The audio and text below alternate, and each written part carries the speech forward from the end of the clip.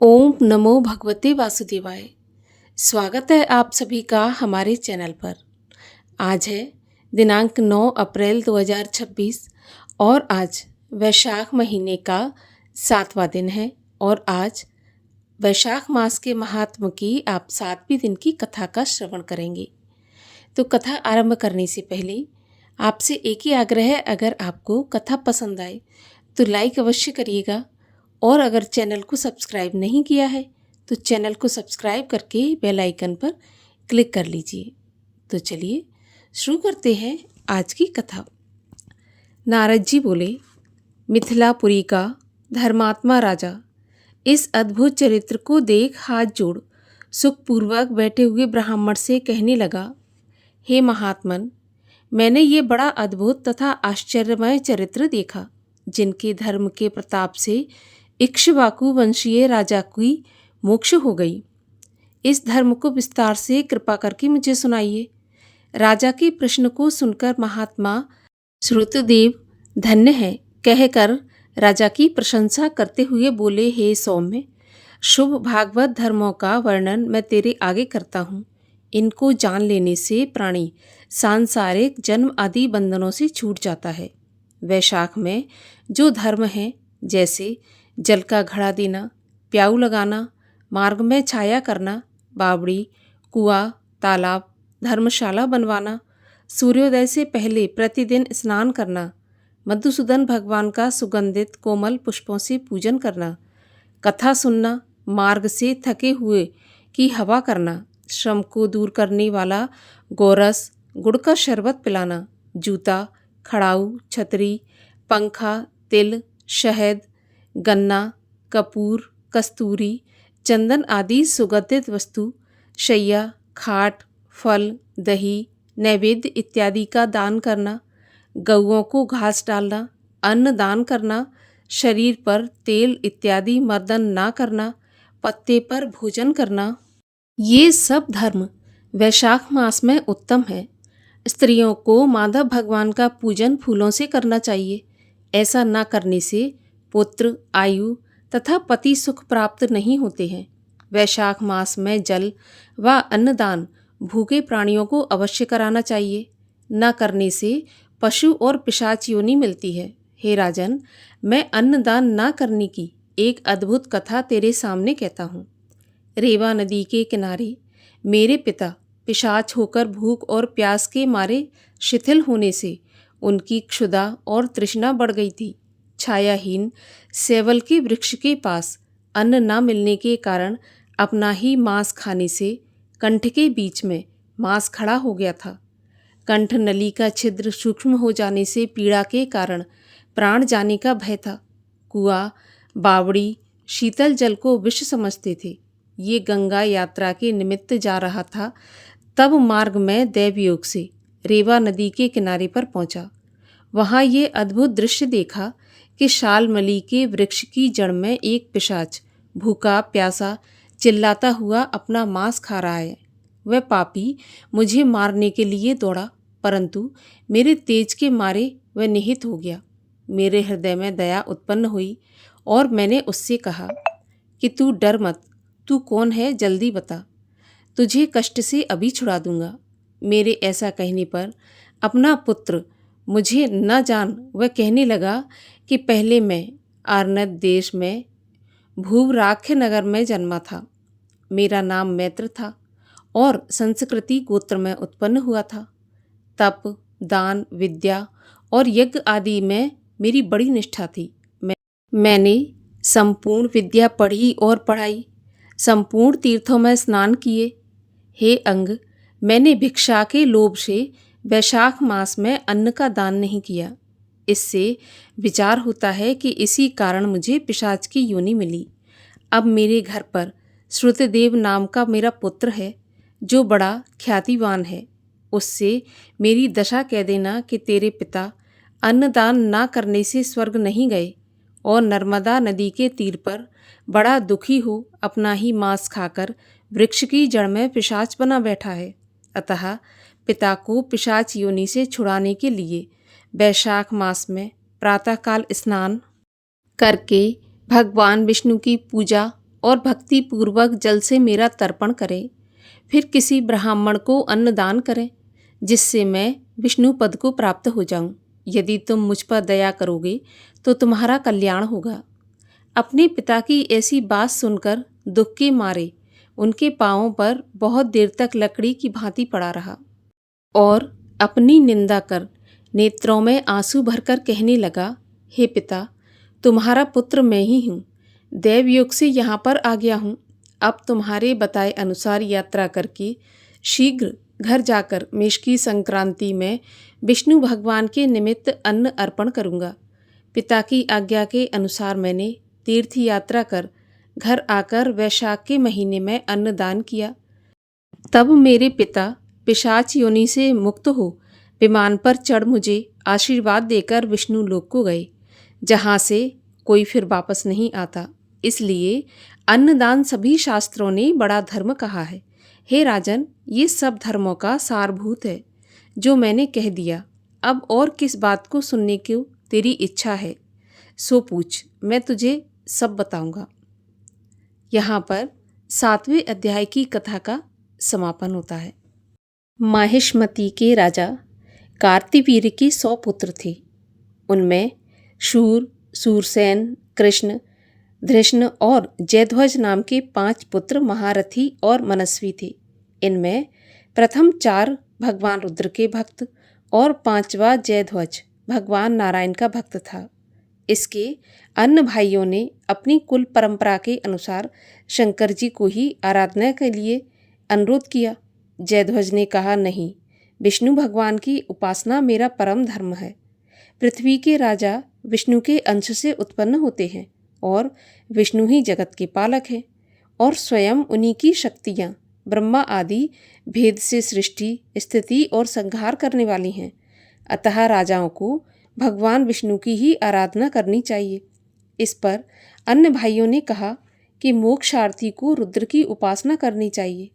तब जयध्वज ने कहा कि प्राणी सत्वगुण द्वारा ही मुक्त होता है और भगवान श्री हरि ही सत्व स्वरूप हैं। इस प्रकार विवाद का अंत न होने पर वे निर्णय कराने के लिए सप्त ऋषियों के पास पहुँचे।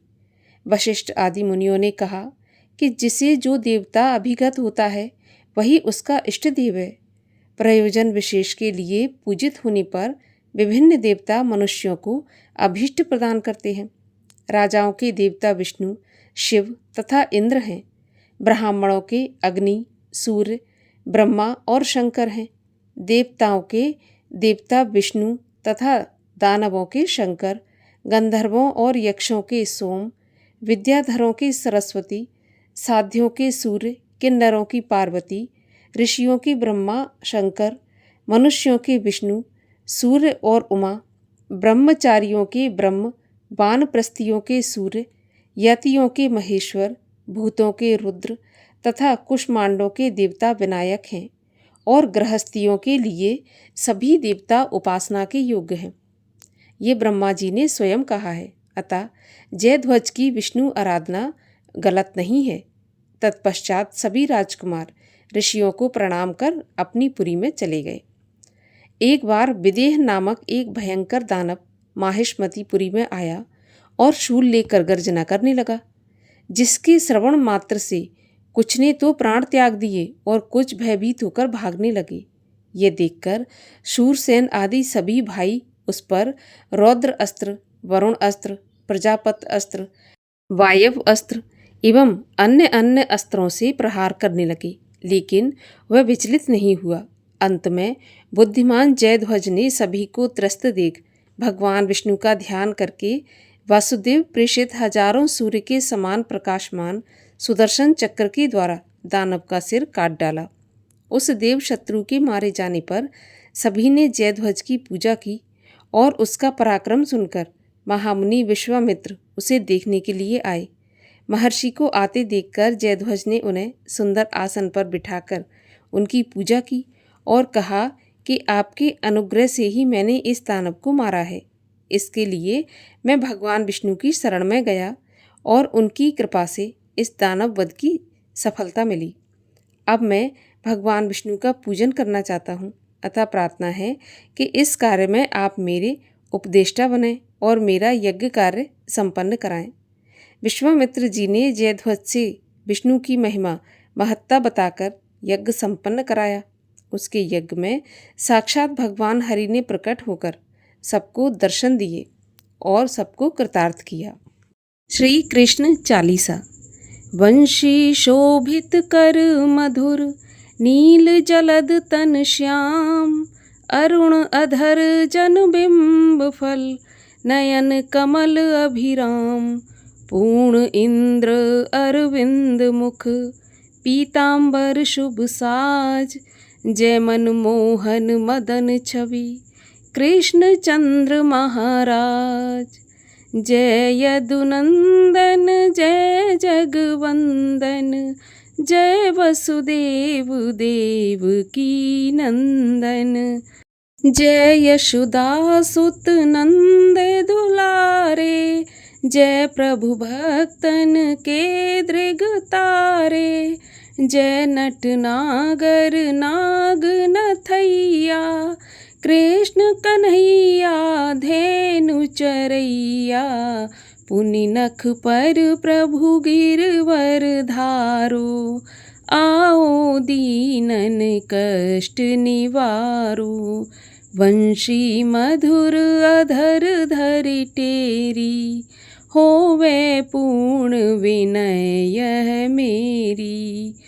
आओ हर पुनि माखन चाखो, आज लाज भारत की राखो, गोल कपोल चिबुक अरुणारे, मृदु मुस्कान मोहिनी डारे, रंजित राजीव नयन विशाला, मोर मुकुट बैजंती माला, कुंडल श्रवण पीत पट आछे, कट किंकणी काछनी काछे, नील जलज सुंदर तनु सोहे, छवि लख सुर नर मुनि मन मोहे, मस्तक तिलक अलक घुंघराले, आओ कृष्ण बांसुरी वाले, करे पै पान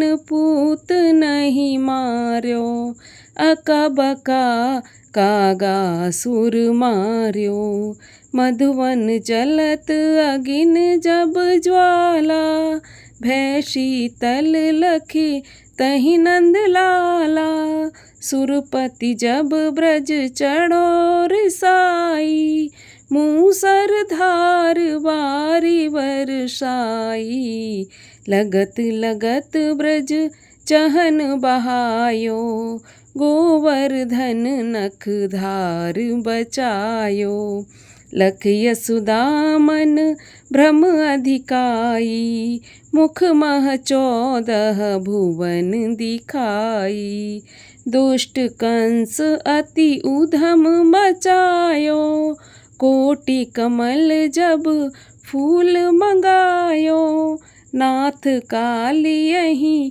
तब तुम लीने, चरण चिन्ह दय निर्भय कीने, करी गोपिन संग रास बिलासा, सबकी पूरन करी अभिलाषा, केतिक महा असुर संघार्यो, कंस ही केस पकड़ दे मार्यो, मात पिता की बंदी छुड़ाई, उग्रसेन तह राज दिलाई, महिषे मृतक छयो सुत लायो, मातु देव की शोक मिटायो, भौमासुर मुर दैत्य संहारी, लाए 10 सहस कुमारी, दे भीमहि तृण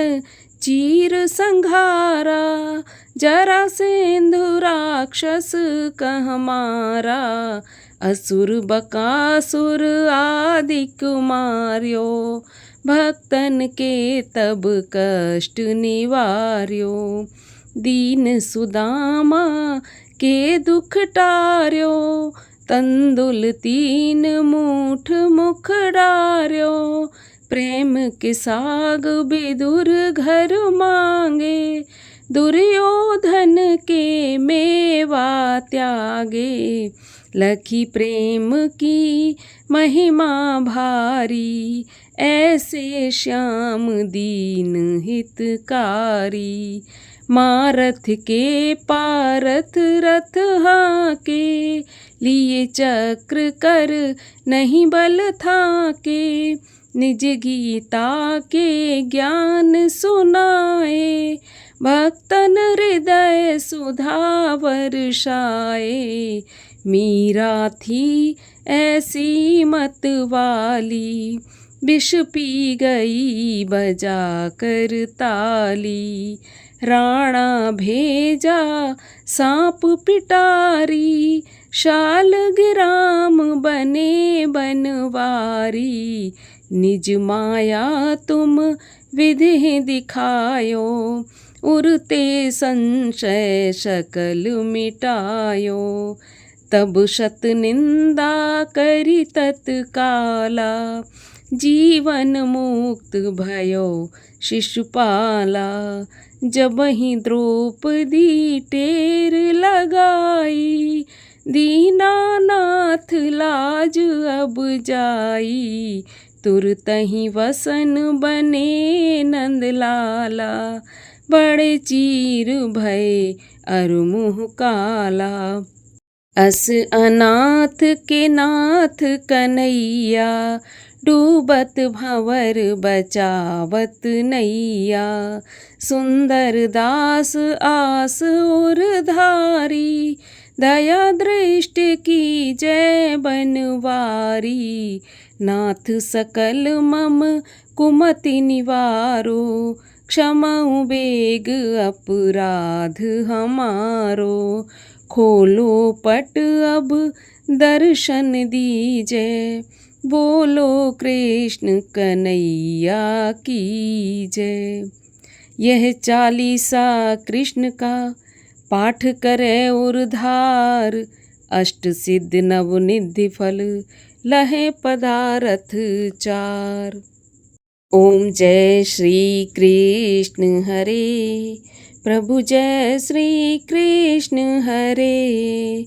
भक्तन के दुख सारे, पल में दूर करे। ओम जय श्री कृष्ण हरे। परमानंद मुरारी, मोहन गिरधारी। जय रस रास बिहारी, जय जय गिरधारी। ओम जय श्री कृष्ण हरे।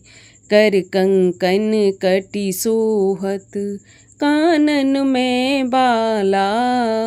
मोर मुकुट पीतांबर, सोहे वनमाला। ओम जय श्री कृष्ण हरे। दीन सुदामा तारे, दरिद्रों के दुख टारे। गज के फंद छुड़ाए, भवसागर तारे। ओम जय श्री कृष्ण हरे। रण्य कश्यप संघारे, नरसिंह रूप धरे। पाहन से प्रभु प्रगटे, जम के बीच परे। ओम जय श्री कृष्ण हरे। केशी कंस विदारे, नलकूबर तारे। दामोदर छवि सुंदर, भगतन के प्यारे। ओम जय श्री कृष्ण हरे। काली नाग नथैया, नटवर छवि सोहे। फन फन नाचा करते, नागन मन मोहे। ओम जय श्री कृष्ण हरे। राज्य उग्र सेन पाए, माता शोक हरे, द्रुपद सुतापत राखी, करुणा लाज धरे। ओम जय श्री कृष्ण हरे।